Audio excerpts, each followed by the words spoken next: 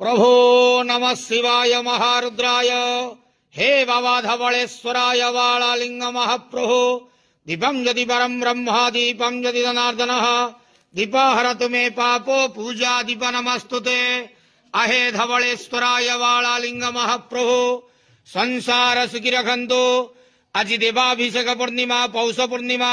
शुभ शनिवार रे समस्त श्रद्धालु भक्त मानक आश्रीपद करंतु मनस्कामना पूर्ण करंतु कर्म क्षेत्रोन्नति करंतु ग्रहिष्ठ खंडन करंतु जगतर मंगल करंतु विश्वर कल्याण करंतु आपणकर नाम विख्यात करंतु सेवकर डाक श्रवण करंतु समस्त गुआवसा भक्त मानकर मनस्कामना पूर्ण करंतु जो जो भक्त माने आपणक पाखरे मानसिक रखिजंती तांक मानसिक पूर्ण करंतु बाबा धवलेश्वराय वालालिंगाय नमो नमः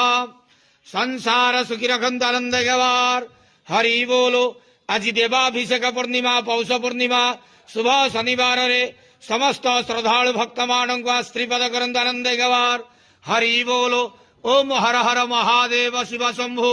कैलासपति उमापति शिव शंकर महाप्रभु धवलेश्वराय वालालिंगाय नमो नमः।